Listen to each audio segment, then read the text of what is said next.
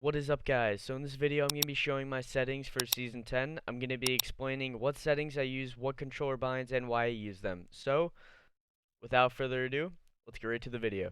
Alright, to start off I'm going to be showing you what window mode I use, display resolution, FPS rate, etc.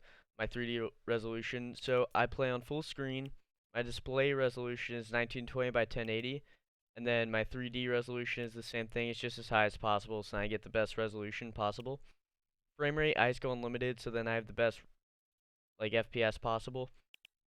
Then down here, a lot of people like to go epic, but that just destroys your FPS. So if you want a really high FPS, you need to have these settings. Plus, these are the settings that are used for comp. You want to go if you have a really good, um, if you have a really good graphics card, you want to have this on far or epic, depending on how good it is. Usually, if you don't, you'll put it on medium, then everything else off or low, especially shadows. Then VSync, I have that off. Motion blur off. You don't want blurry whenever you're going around. Show FPS, I just like that. That's just a preference. Language, English, of course. Matchmaking region, I'm in East. And then controller sensitivity, X and Y, I have 8. Any higher, I cannot control my sensitivity, and then I can't hit any shots. Then we go over here, controller targeting sensitivity, I have 0.25, and then for controller scope sensitivity, 0.35.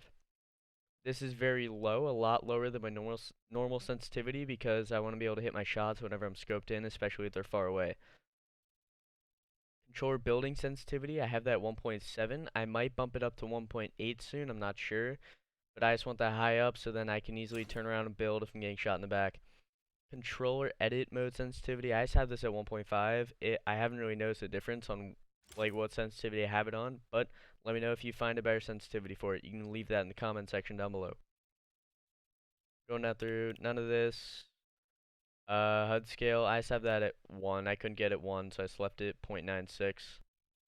Down here, I do have sprint by default on because whenever you go over to the controller, I have right here, I have trap picker as my sprint button. So that is why I have sprint by default on, so then it frees up another button. Sprint cancels reloading off, of course, because if sprint by default's on, you can't have sprint cancels reloading or else you're always sprinting no matter how hard you push the analog stick. Tap to search, interact, that's just a preference, I have that on. Aim assist, of course, controller player. Reset building choice, I feel like that helps a lot because most of the time whenever you go to build, you're going to be placing a wall first, so reset building choice. Edit mode, aim assist, never have this on. It screws with your edits so much. Turbo building, yes. Turbo delete in creative mode on. Controller auto run on. Auto open doors, no. Because in case someone's on the other side of the door, or if someone's just in the house and you don't want to open the door, because you don't want to make noise to let them know that you're there, yeah, you want to keep that off. Auto store consumables to right, I have that on. It's just gonna put heals or anything that you wouldn't need in the front of your weapon slots at the far right. I think that's very useful for controller players because you're gonna have your guns in the beginning of your slots and then obviously the consumables at the end. So I think that helps. Builder Pro, build immediately on, of course. That helps you build a lot faster. Control edit hold time, I just have 0.25. I don't have a control edit hold time because I have one button I just press and then I edit. Vibration on, that's just a personal preference. Yeah, we don't need to know anything else. Brightness, I just have 0.75. Here I make music off. I really don't like the music. It really bugs me. Sound effects volume, just full. These just fix these depending on what headset you have. Push to talk off. Voice chat, blah blah blah. We got here, this is my colorblind mode. I'm not even gonna try to pronounce it because I have no clue how to. And then colorblind strength, I have it at 10. I just think it's better than no colorblind. I think it looks cool. I like it. I like the brightness. We go over here to the controller. I have Builder Pro. I'm using Builder Pro mainly, but I have a little of it customized. I do use an Xbox One controller. I have everything normal here, except instead of B being edit, I know it says edit here, it's also edit, but I also have right on the D-pad is edit, and then everything else is normal.